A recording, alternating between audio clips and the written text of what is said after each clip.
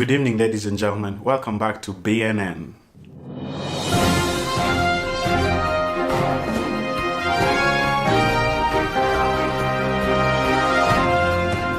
So today we'll be talking about the Huduma number. Most Kenyans don't actually know what this Huduma number is. Frankly, I did not know what it is before this video, so I went and did a little research, and I'm here to give you all the information about the Huduma number. So some Kenyans believe that the Huduma number is the mark of the beast, and I actually had to find out what this mark of the beast is, and I found out that in Revelations, the mark of the beast is some biometric chip or mark that will be put in human beings to identify them biometrically. And so some Kenyans fear that the way this project was handled and the way the government is treating it looks in a way to seem the way Revelation puts it, and I will show you a video to explain further. Note that the Bible predicted that this mark will be placed in the right hand or in the forehead of everyone on earth, except of course the relatively tiny band of Christians who have enough faith to face life without it. Being without the mark means that you will not be able to do any business. Cash will be totally eliminated by that time, and the mark will be your only way of doing any business. So we Christians will be forced to live by faith, the way that Jesus and his disciples did, and the way that he has been calling on all his disciples to do ever since, even before the mark was conceived of. In those countries where there has been an outcry from professing Christians who still believe the prophecy, governments have eased back and worked on more subtle changes, but with all of them getting closer and closer to the real thing. There has been, for example, more and more use of the body itself for identification and more use of RFID chips for doing business. That's why we personally have taken to not even using a card with a chip in it when doing any business transactions. But the Huduma card in Kenya represents the closest that any government has so far come to the actual mark, even though the RFID chip, at this stage at least, is still in the card and not in your hand. So President Kenyatta went on TV and debunked some of these myths, saying that the Huduma number registration does not involve any DNA tests, any biometrics, any blood extractions, as some Kenyans do not want their DNA in the government system, because some Kenyans have more than one wife or children, so they do not want this information being compared and someone finding out they have a second family or a third family or children everywhere. So Kenyans. So I'll show you the clip by President Kenyatta here. Tusikubali kupotoshwa na wachache wenzetu. Mimi nilishangaa juzi, na mimi na waheshimu, haswa nikiwa Mkristo, nikisikia makasisi wengine wakisema ati hii ni namba ya shetani. Jameni, shetani na kujitambulisha inaungania wapi? My God, please let us not use the privileged positions we have been given and the respect that our people give us to dispel lies, right? This is supposed to improve our ability to provide Kenyans with a service that they truly deserve and desire. Jameni tafadhali. Yeah? Na mimi nasema hivyo kwa heshima kubwa sana. You know? Wengine wameenda sijui ati ukienda kujiandikisha utatoa damu, sijui wekwe, sijui DNA testing.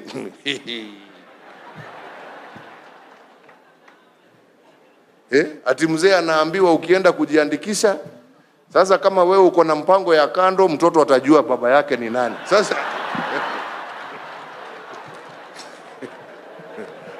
Sasa taabu. Nakwambia upuzi ambao uko Kenya ni mwingi sana.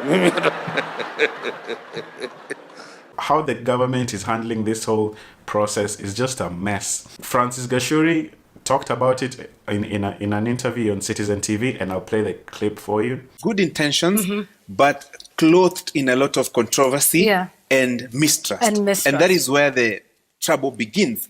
Look, when you threaten people that if you don't, you're not going to get Exactly, yeah. government services. So what are you Which is saying? their right anyway. So first, people will tend to ask, so why are you looking like you're forcing us? Why are you threatening I mean, us? First explain to people, show What it them is. why Yeah. this is important for Right. you, why it will make service delivery easier, why this is an important exercise. Once you do that, actually it is people who will now see the sense in what you're doing. But when you tell people, if you don't, you won't, then there is a problem there. All right. And expect a lot of litigation in court, Which has already which begun. has already begun, Yeah. because at the very heart of it is public participation. And as Lina says, this is one of our national values. And Kenyans are accustomed to these mega sounding projects that often end up in mega scams. It's very weird that the government is handling this whole situation like this by mandatory forcing Kenyans to apply for it, and the way that they're promoting it using celebrities and politicians. If it's a good project that is to the benefit of the people, why not convince the people of this? Why do you seem like you're shoving it down their throats and it's a mandatory and you have to?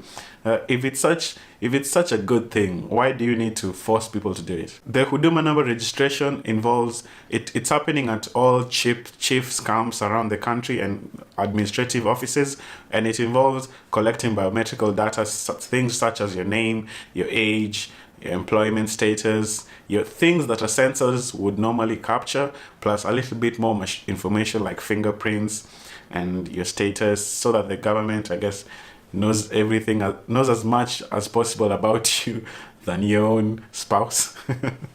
All this information will be used to generate a unique number that will be the one all, and they keep writing it. They keep writing this quote everywhere that it will be the one source of truth about any Kenyan. And the government, PR. So with this number, you will no longer have to carry around your driving license, your ID card, your NSSF card, your NHIF card. So it will be one-stop shop for any details about you by the government. Ruto went on TV and promoted this Huduma number, and Ruto happens to be the messiah for so many other Kenyans. So people were reluctant to go and apply for it because Ruto hadn't gone for it yet. So until he went, that's when some other Kenyans also joined the bandwagon, and Ruto went on TV and talked about it, and I'll show you the clip right now.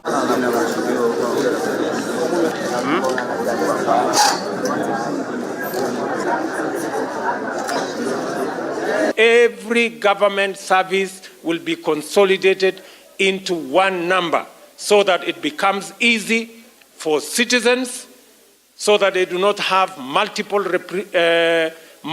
applications and multiple registrations. Matters to do with NHIF, matters to do with NSSF, matters to do with PIN, matters to do with registration of births and registration of deaths. All these will be consolidated into one unique identifiable number per citizen of the Republic of Kenya. And secondly, it will make it that much more easy for government to plan to deliver on government services to the public, because then government will be operating on known, accurate, reliable information for purposes of planning and for purposes of design and purposes of delivery of government service. So with all this information that he talked about, a question that comes to my mind is this Huduma number. So if the Huduma number is supposed to uniquely identify every Kenyan, then what exactly is the point of an identity number? What is the point of an ID number then? If we are replacing it with something else, what happened to all the records that were captured on an ID number? Because I remember when I went and got my ID number, fingerprints were taken, pictures were taken, and my information was recorded down in the system. So what happened to this information? So I dug a little deeper and I went to the Huduma number website to get more information, and I found out this program is part of this system they're calling the NIMS, which it's too big a word. I'll just write it down for you down here. And the point of this is to create a master population database for any Kenyan citizen living within Kenya and abroad, and any foreign nationally who resides legally within the country. And objectives of this program are for the government to plan for food security, to plan for healthcare, to plan for housing, to plan for employment, and also to plan for security of every Kenyan. When I look at these objectives, another question that comes to mind is in all this information available from a census? Granted that the last census was held in 2010, so we are about that time ready for a new census. So why don't they just conduct a census instead of this Huduma number?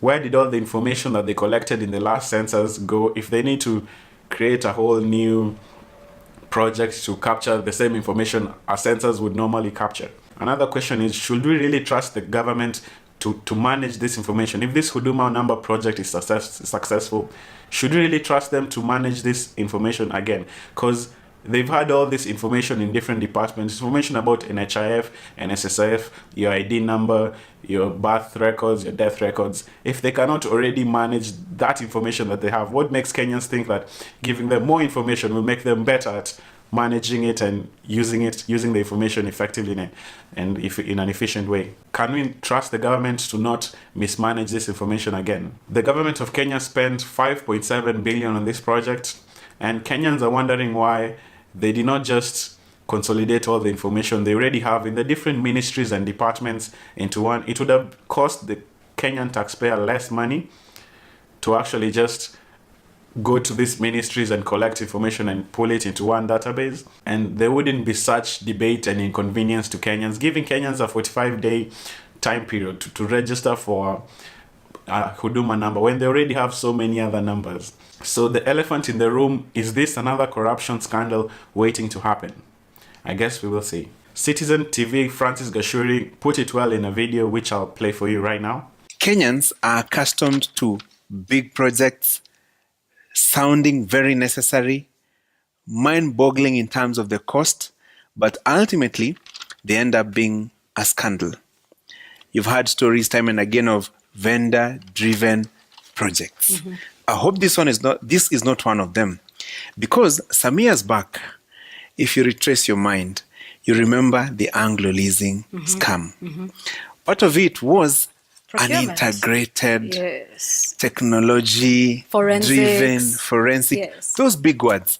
So if you can explain it nicely to Kenyans, because it is meant for them. It is data coming from them. It is meant to make their lives easier, access services in an easier manner.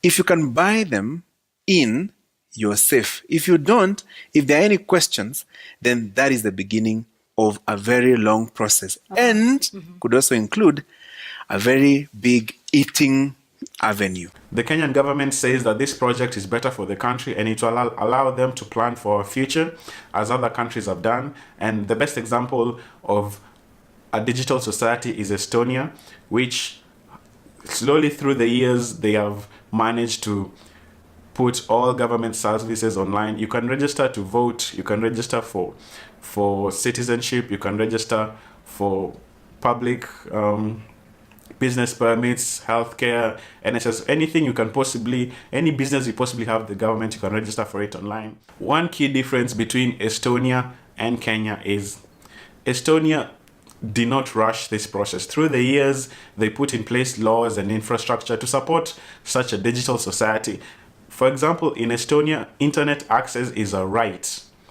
Is a basic right the way food and other things are right. It is actually in the law.